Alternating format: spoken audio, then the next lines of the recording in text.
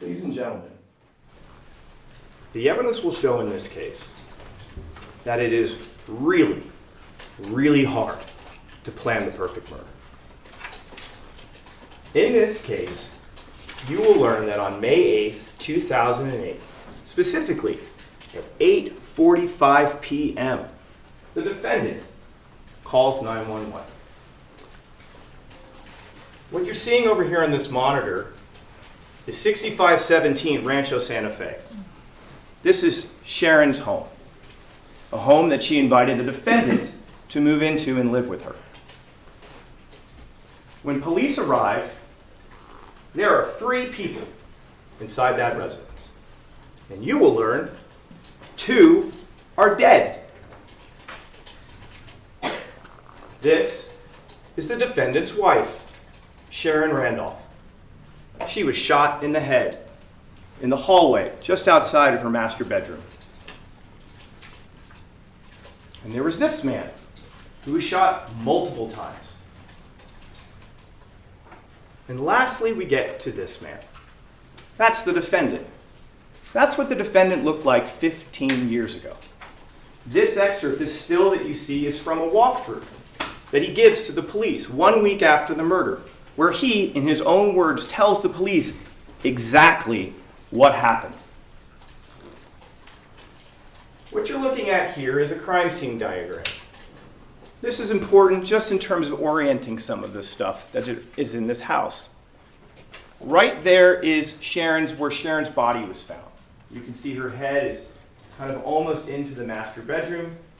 You can see there is a hallway that goes straight to that second body. That is the hallway that leads to the garage. And this is where the second man is found. This area, and in particular the northeast bedroom, the office, is important for orienting ourselves about some of the things the defendant says happened on that night. You will learn that the defendant will tell police that he and Sharon had been in Utah for the entire week essentially before this, tending to his father. His father was ill, and the 2 of them were gone for an entire week, leaving the house empty. He will tell you that the very next day from the day Sharon is killed, on May 9th, they plan to leave the state again and return to Utah to take care of his father. You will hear on that night of May 8th, the defendant and Sharon go to dinner at the Santa Fe to a steakhouse called the Charcoal Grill. They were going to celebrate Mother's Day early because they were going to be away in Utah and Sharon wouldn't have an opportunity to be with her daughter Colleen or her grandkids. You're going to hear, according to the defendant, they planned after dinner to see a movie, but decided to cut the movie short so they could come home early to have sex. He will tell you that before they got home, they went from the Santa Fe to a gas station that you're going to see is right next to the Santa Fe to fill up the tank because they were leaving the very next morning. That gas station, you'll learn, is called Funny's. He will tell the police that when they pulled up to the garage, it's essentially a 2-car garage, but it's really tight. There's a car already parked inside, and it would be really difficult for him to pull all the way in and have Sharon exit from the front passenger side. So when he pulls up, Sharon exits first, with the defendant in the driver's seat remaining in the car. He will tell you that he pulls in, waits in the car, and gets the car into its slot. The defendant will tell police that he didn't hear anything for 2 main reasons. He tells the police that he's essentially deaf, and also he had the car turned up for music really loud.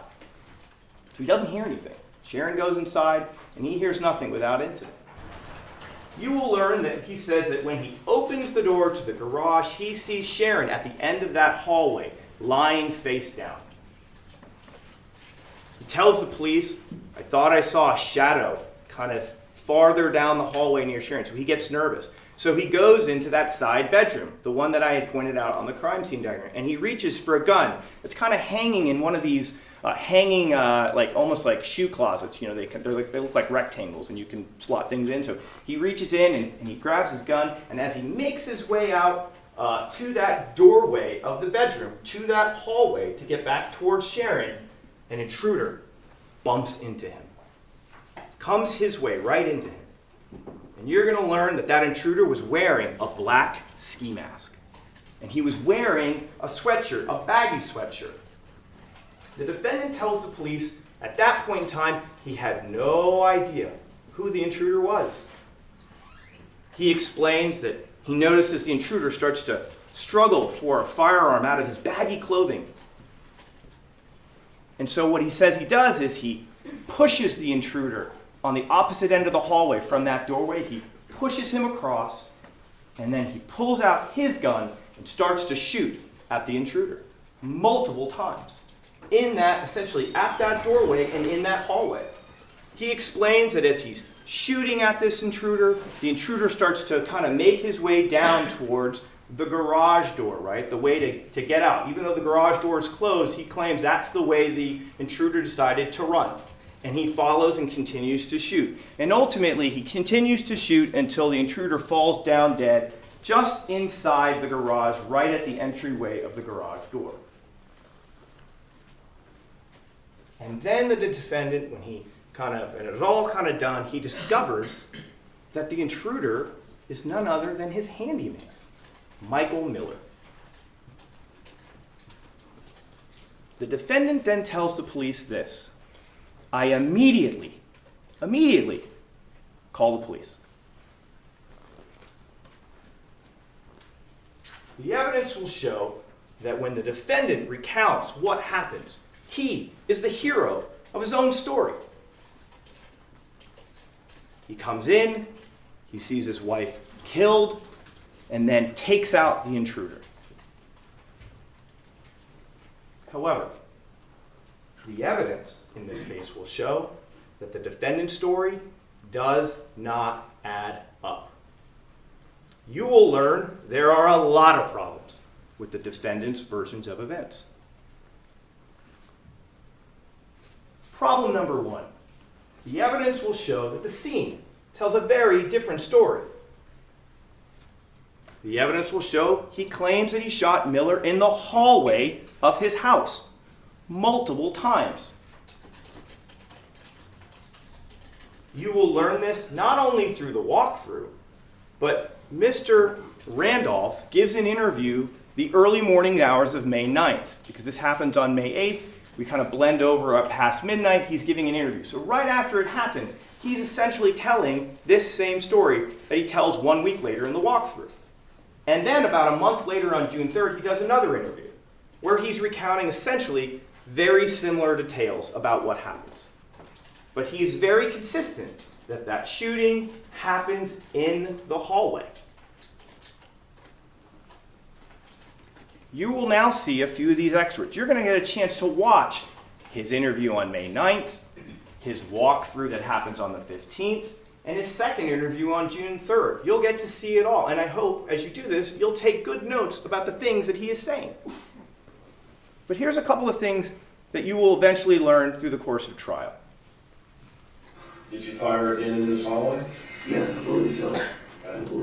Like I said, I fired a lot, and then he came out and turned around again. Okay, now, is he in the garage now? He's right at the door over there. I think he was trying to open the garage door. Yeah, in the garage, and heard a noise. And I'd already turned around to go back to the chair, and I started to, and I heard a noise, and I just assumed it was him, and it was loud. And I turned around and shot it again once or twice, and he was laying there, he wasn't even going anywhere, and I shot him again. But it was the fire extinguisher had fallen off the refrigerator, and I just remember hearing the noise. And how close were you to Mike when you fired? I don't know that he fired. Not when you fired. Me to you, probably, either one of you. And just as soon as I could get enough distance he was right up in my face, like he was reaching, trying to, I thought he was trying to get my gun, but I don't know. So you're indicating about 3 feet? Yeah, if even that. It was close. I could hit him just as easy, but I don't fight. I got the strap back neck thing, and I swing at you, and I might just be standing there still swinging at you tomorrow. Mm-hmm. So. And this was in the house still? Yeah, In right, the hallway? right around that bedroom door. These, you will learn, are excerpts from his walkthrough, where again, he's recounting the very thing that he tells the police about what allegedly happened that night. As we got up in here, he kind of rushed up on me a little bit, and that's when I just pushed it and boom, boom, boom! He started going out toward the shed. I don't know how many times I shot him, but I just kept right on going. Boom, boom, boom! And he's just laying there. Just laying there now. And when I heard that noise, it really did scare me. I went, boom, boom! Except the door didn't come down. It stayed just like it was open. And I mean, I actually got close. Boom, boom!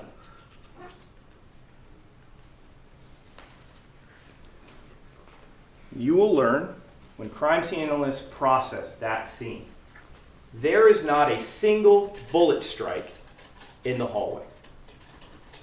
What I mean by that is there's not an impact mark. There's nothing on the wall, there's nothing on the floor, there's nothing on the ceiling, zilch. You will learn there's not a single drop of blood in that area of the hallway. Not even a drop. Despite the fact the defendant said he shot boom, boom, boom, boom, boom, over and over and over again in that hallway. And you will learn there is only one casing found in the hallway. But where it's found is right at the lip of the door that goes into the garage. Almost essentially where the defendant said he was standing when he kind of did those last couple boom booms at the end. This, ladies and gentlemen, is the very hallway that the defendant claims he shot Mr. Miller in. As you can see, and you look and the evidence will show, there's no apparent blood. There don't appear to be any casings except for that one right there. That's it. But this is where the defendant claims his shooting of Mr. Miller occurred. But when the police and CSA start to process the garage, that is where they start to find bullets. That is where they start to find a lot of casings. And the evidence will show that unlike what he said, the evidence, this physical evidence, will show that the shooting actually occurs in the garage, not in the hallway. You will learn that 4 of the 5 bullets are found inside the garage. The only other bullet was found inside Mr. Miller. You will learn that 4 of the 5 casings are found well into the garage. And the only other casing is found right at that lip of the doorway in the hallway that you've seen. This is the garage of Sharon and Tom Randolph. This is Sharon's vehicle. To the right is Tom's vehicle. The vehicle on the right is the one that he said that he drove in on that night. As you can see over here, that is the doorway. That is the doorway that the defendant kind of leans over and does the final shot, right? That's where he claims this all concludes. This area over here, all the way to the left, is where one of the casings is found.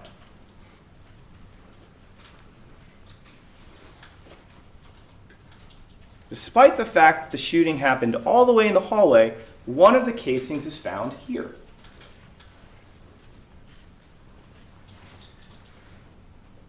The second casing is found near Mr. Randolph's car on the opposite wall.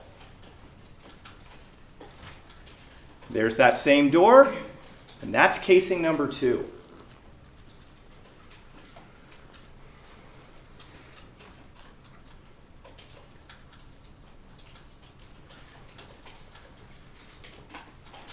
You will learn that the third casing they locate is the one that we've seen, right at the doorway of the hallway. And this, ladies and gentlemen, is one of the bullets. It's found in front of Mr. Randolph's SUV. This bullet is found underneath the SUV. And these 2 bullets, 10 and 11, are found in Mr. Miller's clothing. So when they move Mr. Miller, they kind of roll out of his clothing. You will learn, as I had said, that there's a walkthrough that's conducted about a week after Miss Randolph, Sharon, and Mr. Miller are killed. During this walkthrough, in addition to doing the walkthrough, crime scene analyst named Randall McPhail, or Randy, comes in to do some additional processing, in part to process the blood spatter in the area where Sharon is killed, because she receives a headshot, spreads up on the walls, and so he's there to process that. When he is there a week later, there are 2 more casings that they locate, and again, they're found in the garage, in this area over here. One of them is found in this green toolbox. And the other one was by that water heater. Oops, right over here. If I can go back. Problem number 2, the ski mask. This is what Mr. Randolph has to say about the ski mask on Mr. Miller's head. I was actually in the room, and he came in and we bumped into each other, and he had the mask down, but like it wasn't on. You could tell it was black because it wasn't on the way down. It was like maybe you'd hear or something, like maybe you pushed it up. I might have pushed this mask up because I'm taller when we came in here. Well, But you'd just, be pushing it down when he's short. pardon me? You'd be pushing it down, not up, right? Well, I'd be pushing it kind of sideways. I wasn't like knocking it off or anything with my hands. So probably hit him in the back of the head? Could you tell it was Mike yet? I knew it was Mike because of his chin. But I don't know if he had his mask on then. It seems like he still had his mask on then. He had Seems his like mask on when you were Yeah, backing he away, had it. right? Yeah, he had his mask on there for sure. Well, when you're back here and you squared off on, you still have his mask on? Yeah. Yeah, but then when he went between him now turning and you continuing to shoot and him going to the ground, he still got his mask on. I think so. I think so. And as I remember, the mask wasn't all the way down. It was like rolled up one roll about right here, as I remember it. And that interview there, that's the one on June 3rd. So that's interview number 2, just for context. What you're going to learn is that he only describes Miller's mask being off kind of after the shooting is done. Throughout his different interviews and in the walkthrough, he will never describe a distinctive process of, I watched Miller totally remove this mask. And so here's the issue.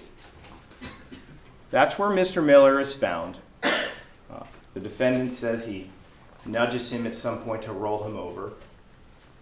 And this mask is found over at the kind of the passenger side of the Randolph car, Mr. Randolph's car, right? So if you're facing the garage door, it's to the left. Here's the thing with that ski mask. There's no bullet holes in it. And there's no blood in it. And that's a problem because Mr. Miller was shot multiple times in the head. There are several entry-exit wounds. That, ladies and gentlemen, is a trajectory rod, which will show you the pathway of one of the bullets that went through Mr. Miller's brain, which would be difficult to not have a hole in the mask if it's sitting on your head. You will learn throughout the course of this trial that another problem is the trajectories of the bullets that pass through Mr. Miller's body, not just through the head, don't match up with what the defendant says occurred. Problem number 4. You'll learn the defendant repeatedly tells the police he never heard any gunshots because it's hard of hearing. Okay, and did you hear anything? I had the radio on, or she had the radio on. That's pretty loud because I don't hear, deaf in the ear. Okay. only took a few minutes because I always like the garage door to make sure it comes down and When you were out of the truck, did you hear anything inside the house? didn't hear a thing. Did you ever hear the shots before you went inside the house? Did you ever hear any shots? I didn't hear anything, but I'm really deaf. The evidence will show that's not what Mr. Randolph told 911. Is he alone? Yes, well, as far as I know, I just heard shots. I just heard shots. Those are the words of the defendant you will learn at 8:45 p.m. Mere seconds or minutes after this all unfolds. I just heard shots. His words. Problem number 5. You will learn that the defendant, based on all the evidence, waited 12 minutes after Sharon is shot to call 911 and get help. 12 minutes. How do we get to that point? Well, the evidence is going to show this. There's 4 components to this issue. The first is a gas station video. The second is a neighbor. The third is a 911 call. And the fourth is the defendant's statements to police. You will learn that the defendant says instead of going to see the movie after dinner, they're going home to have sex. And before they do, they go to Funny's gas station. When you leave the casino, do you go directly home? No, we started to, and then we went to Funny's, is that what it's called? Funny's gas station on the corner there. There's a gas station there, not just around the corner. And she said, we better get gas now because it's gonna go up tonight because of the weekend, over the weekend. So we stopped and filled up with gas, and I think that was it, and we went home. And you're going to learn that the police take that statement and they follow up on it. And you're going to learn that they go to Funny's gas station. And sure enough, they find this footage here. At 8:22, if you look all the way over there on the right, that, you will learn, is Mr. Randolph's SUV pulling in. I think they get a receipt also from that to confirm that a transaction was done to kind of pump that gas. And you're going to see that at 8:26, Mr. Randolph and Sharon leave just like he said. They filled up gas and they made their way home.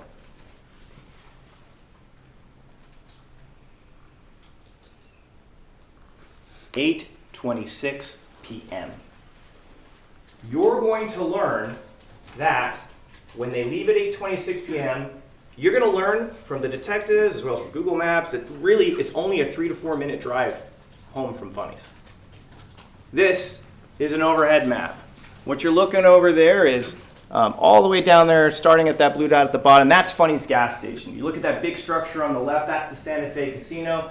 All you have to do is kind of go up Rancho, hang a quick right, make a left, make a right. A right up Rancho Santa Fe, voila, you are at Sharon and Tom's home, right?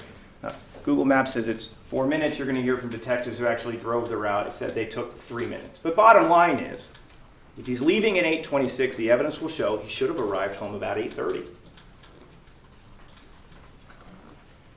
Well, that brings us to the neighbor, Mark Bartlett. The evidence will show that Mark Bartlett was actually in his garage at that time. What you see here is, there is the defendant's home, 6517 Rancho Santa Fe, and if you follow the little dots, that's Mark Bartlett's house. You're going to learn that this is the vantage point from Mark's house looking at the Randolph house. And it's the house with the big palm tree to its left. So it's the dark brown garage. That's the Randolph house. That's the vantage point from the Randolph house looking at Mark's house. Right? That's the distance. Mark Bartlett's going to testify that, yeah, I was their neighbor. I lived at 5200 Dana Springs. He's going to tell you that at around 8:30 at night, he's in his garage. He's working on his car. Garage door is open, and he actually notices and hears the Randolph vehicle pulling in, because he actually says it catches my attention. I actually look over. I watch them pull in. I watch the garage close. He's going to tell you he's on the phone with his buddy, and he starts to hear gunshots. Multiple gunshots ring out at around 8:30 at night. And then he's going to tell you that he's so kind of shocked by it, he tells his friend, like, hey, yo, there's shooting going on right over there at the neighbor's house. And then he's going to tell you that here's the thing. Even though he heard those shots around 8:30 at night, the cops don't show up until 20 minutes later. Around 8:50. That's when he remembers police showing up. 20 minutes after he hears the shots. So police, you will learn, do a little digging, some follow-up. You're going to hear that they get his phone records. And what they see is, sure enough, at 8:33, he's on the phone with his friend Alex. Right at the time that he said he heard those shots. So here's the deal. What does the defendant tell the police when they ask him, hey, from start to finish, like when you pulled in and saw what happened to Sharon and the encounter with the intruder and you did the shooting, how long did that all take you to finally pick up the phone and call 911? And these are the defendant's words. Oh, got ahead of myself. Hold on a second. So all told, how long do you think it took from the time you opened the door to you being on 911? You had mentioned before that you thought it was a lot quicker than obviously walking through it. 2-3 minutes maybe. 2 to 3 minutes for this all to unfold and get on the phone with 911. Here's the problem. The defendant, you will learn, leaves the gas station at 8:26. Based on the pathway, the evidence will show he should have arrived home at 8:30. You will learn that Bartlett hears the calls around 8:30 and his records show 8:33. However, you will learn the defendant does not call 911 until 8:45 p.m., which would mean, according to the evidence, that Sharon would have been lying in that hallway minute after minute after minute, suffering from a gunshot wound to the head. Problem number 6. You're going to learn this is a troubled marriage. This is Tom and Sharon on their wedding day. You will learn that in the summer of 2005, they meet on a dating site on the internet. You're going to learn that around January of 2006, the defendant moves from Utah to Sharon's house. You will learn that on January 16th, the defendant is signing up Sharon for a life insurance policy, $100,000. You will learn that 2 weeks after that, he signs up Sharon for another life insurance policy for another $200,000. You will learn that around March of 2006, they go to Mexico to have kind of a wedding ceremony. You're going to learn that it's not official. They're not technically legally married from the ceremony, but it's kind of a wedding nonetheless. And by March of 2007, they legally marry in Las Vegas. This, ladies and gentlemen, are copies of the insurance policy for $100,000, where Mr. Randolph is the 100% beneficiary of the policy, even though the evidence will show that Sharon has a daughter, grandkids, and this is signed on January 16th of 2006. Here's another policy for $200,000. You'll even see that there is another policy from Stonebridge that he makes a claim on after Sharon dies. There's at least 3 policies. You will learn from people that family and friends that is right after they get married, one of the things that they did was pick out his or her urns. And you're going to hear from Sharon's family and friends. And they're going to tell you from jump, they were really concerned about this relationship. They were very concerned. You're going to hear a little bit about Sharon. She had been married for a long time. Her husband passed away from cancer. And what you'll hear from people is that Sharon didn't want to ever be alone. She was kind of terrified of it. But time after time at different stages, they felt, family and friends, like this is going too fast. You shouldn't be bringing this guy in. Doing all this. It gets so bad, ladies and gentlemen, you're going to hear from at least one witness where they legitimately believe that the defendant might kill her, and they warned her. They warned her. And you will learn that Sharon didn't listen. And then there's the other woman, Liz Lavador. You will learn that the defendant, while married to Sharon, had a girlfriend who lived out of state, and her name was Liz. Your wife knew about Liz. Everybody knew about Lizzie. Everybody knew about Lizzie. Everybody knew about Lizzie. Why? Because he didn't make it a secret. He would tell people about his girlfriend. You will hear from family members of Sharon that heard him talking about his girlfriend while married to Sharon in front of them. You can imagine they weren't necessarily a fan of that.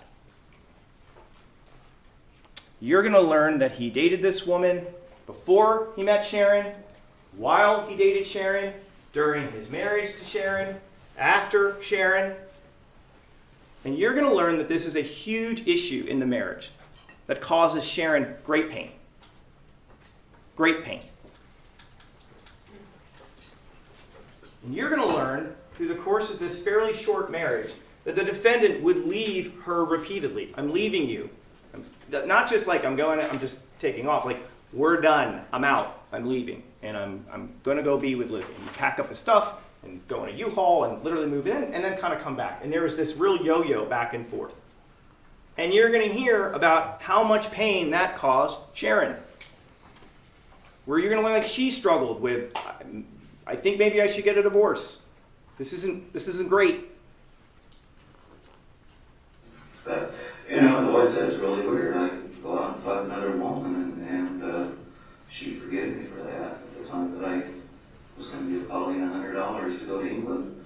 She says, if you give her that money, I swear to God, I'll divorce you tomorrow. I mean, and there was no doubt in my mind she meant it hurt. That is a description of the defendant talking about Sharon and how she felt about infidelity versus giving her daughter some money. Colleen, you'll learn, is Sharon's daughter. You will learn, the evidence will show from the witnesses that knew Sharon best, him being with Liz and another woman was far more painful than giving her daughter $100. But this is one of the ways the defendant frames his relationship in an interview to the police. And that's where I met Sharon. Her husband died of cancer a year later, and mine died a year earlier. And I was on the internet by then, and it was just me and Lizzie fight all the time. Fuck for 2 days and fight for 5. And that just ain't fun, so. And this is the defendant, how he kind of explains the timing of it, right? He's saying, you know, Sharon had just lost her husband, and then I was kind of dating Lizzie at the time, but his relationship with her is kind of, you know, fuck for 5, or what is it, fuck for 2, fight for 5, whatever it was, you know. So even he's kind of explaining a very similar kind of timeline on this. But in this trial, ladies and gentlemen, you're not just going to hear from Sharon's friends and family. You're going to get to hear from Liz. She's going to confirm, yeah, we were dating during his marriage to Sharon. So I apologize about the typo on that. She will explain that they saw each other regularly. You're going to learn that the defendant, from her end, he was going back and forth. The same kind of yo-yo. She's going to tell you, yeah, that was what was happening. I'm going to be with you. I got to go back. You're going to learn that while he dated Liz, he also took out a $150,000 life insurance policy on her. You're going to learn that 50% was going to go to the defendant and 50% was going to go to her daughter, Tina. And you're going to learn that's how he pitched it. He was like, I'll pay for everything, but you should have some peace of mind for your daughter, a woman that he's dating. And you're going to hear from Liz's perspective. I'm like, well, it seemed like free money. So I was fine with it. You're going to learn that around February 2008, probably around Valentine's Day, you're going to learn that Liz is kind of tired of the back and forth.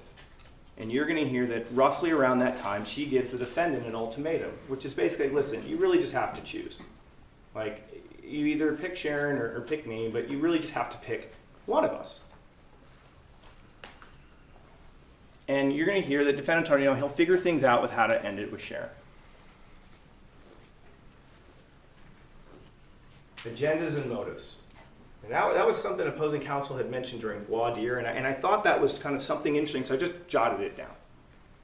Because I felt like when you listen to the evidence in this case, it's really applicable to the defendant. Because in this case, the defendant had an agenda and a motive. Problem number 7. defendant's strange relationship with Michael Miller. You're going to learn that in February of 2008, the same month roughly that he is getting an ultimatum from Liz, the defendant just happens to meet Michael Miller. You're going to learn that the evidence will show the defendant's description of the circumstance of them meeting and connecting up is strange. Let's talk about the defendant and his handyman, and I definitely put that in air quotes. The evidence will show the defendant sees Mr. Miller at a gas station buying a 40 ounce of beer. You're going to hear that according to the defendant, his first impression of Miller is, I think that guy has a drug problem. You're then going to hear, after having that impression, the defendant decides to buy this total stranger that very beer. The defendant will tell you, though, as I'm leaving the gas station, I noticed that strange guy who I had never met before walking down the street. And you know what the defendant decides to do? You're going to hear he pulls over and he invites the stranger into his car. Are you going my way? Are literally the very words the defendant uses to the police. That's what I said. Hey, you going my way? Come on in. And you're going to learn, according to the defendant, I drove him home. We talked for a while, for an hour, outside of his house. You'll learn he was from South Carolina. He moves here to Vegas because he's looking for money. He's living with his aunt and his uncle, and he's trying to get on his feet. And you're going to hear that he talks to them for outside an hour. And then, at the end of this hour, he decides to call him up and offer him a job as a handyman for his house. Agendas and motives. Here is what the defendant talks about. This is him recounting, in his own words, this meeting. So you've known him 4 or 5 months. How did you meet him? At a convenience store. I was in there getting my car. It was a terrible since I was getting my car washed, and I was waiting. I was just sitting there just waiting. He was in line before me getting a beer, and it's like he'd been doing, manual labor because he was all dirty and stuff. But there was 2 or 3 people in line, and he was just kind of joking and said, this lady, she didn't ask me for ID. She does that every time I come here. Every day I'm buying beer, she always asks me for ID. And something about the day I don't have it or something. Anyways, I said, well, don't worry, I'll just get it for you. So I just paid for the beer, and I was just going to give it to him. And he said, no, that one shares, I'll get this one. That's the kind I want or something. When you first met him, Did you ever have, in England, he may have had some kind of drug problem. well, yeah, obviously he's black and didn't have a job and was buying a 40 ounce or whatever they call them. But just chit-chatted there, and he took off, and then I got my car done, and I was going toward the house, and I seen him along there, and just pulled over and said, hey, need a ride? He went my way, and shared her. So that was it. I just popped in and sat over in front of his house the first day for probably an hour and just talked. So do you engage him to come over to the house then and do some work for you? Yeah, well, I talked about doing something. Excuse me, and he says, God, I'll help you if you need some help. I ain't got nothing else to do. And I called him and asked him if he really wanted to work. And he said, yeah, he'd come over. And he said he's not good at what he does, but he's a good worker. He works consistently, and it's not like going down and getting a couple of Hispanics on the corner. So how often has he come over to your house and done work? A lot. He's also come over a lot just to watch ball games, and he's ate dinner with us 2 or 3 times. And if you catch it, you may not have caught it, but the evidence will show he says right in that statement, I called him. I called him to invite him to work. Well, you're going to learn the police gathered the defendant's phone records, his cell phone records, as well as his home record. And you're going to learn that first phone call happens on February 16th, 2008, right in the month of February. You're going to learn through the course of these interviews that one of the strange things in terms of the evidence is the defendant consistently describes Mr. Miller as a poor worker. A poor worker. And yet, you will hear him also say, almost always in the very same breath, he is constantly having him back over to do more work. And you will hear him say, I was repeatedly paying him money, I was loaning him money for someone who apparently couldn't work. And you're going to hear from other friends and family of Sharon who will also kind of observe, like, it was weird. They were hung out all the time, but they basically didn't do anything. It was weird. You'll hear about a whole roof thing, this roof project that never gets worked on. But it's the big thing they're going to do, but it never gets done. What about Mike? He's bummed. He's bummed, but he's a nice guy. I mean, I knew he was a bum. I knew he was a bum. How about Mike? What do you mean, how about Mike? What would his shortcoming be? He didn't work, and I don't know why, because he supposedly had all these job offers. That's why we had him there, is to lift shit and lift boxes and do work. And he couldn't grind a nail, he couldn't put a screw in to save his life. Couldn't do those things to save his life. And yet, day after day, the evidence will show this gentleman over here keeps having him come over to do more work and give him more money. The evidence is going to show over the course of the 2.5 months what is happening here is the defendant is grooming Mr. Miller for the ultimate payoff. Just kill my wife, give you a portion of the money. I mentioned that they acquired his records. And you will learn when you just look at the records, it indicates this is not a normal handyman-customer relationship. The first phone call happens on February 21st, 2018. I misspoke, I apologize. In between February 21st and May 8th, 2008, they call each other hundreds of times.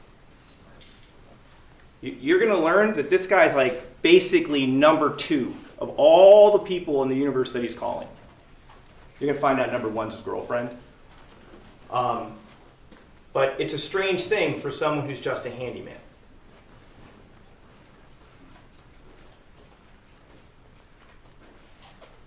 And you're going to hear from Miller's family too, as well as Sharon's family. And they're all going to testify about this working relationship. And I definitely put that in air quotes.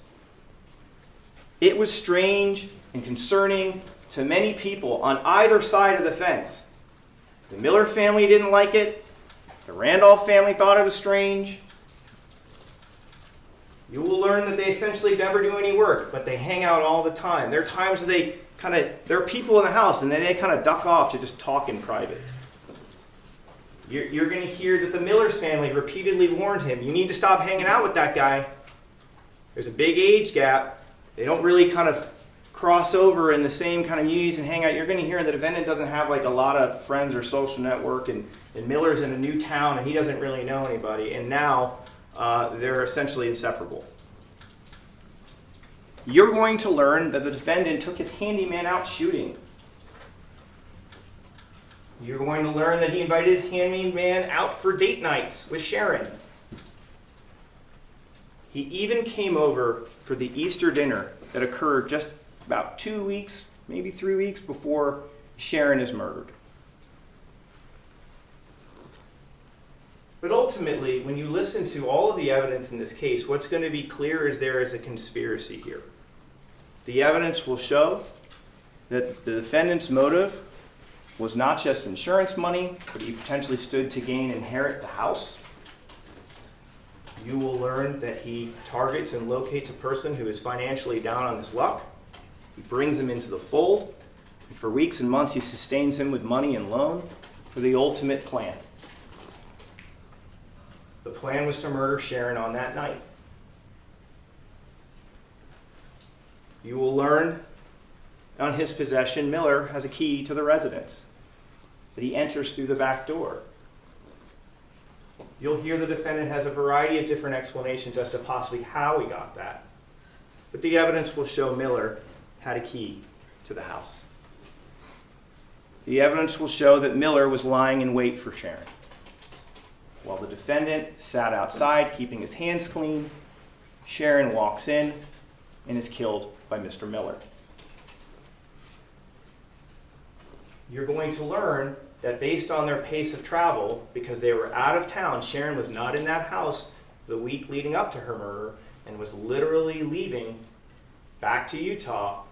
This was the only window of time. And you're going to hear that on the day of the murder, the defendant spends basically the entire day with Michael Miller, running errands, looking at jet skis, going to a bank that they didn't quite get to because it gets closed. There's all sorts of things that they do during the day hanging out.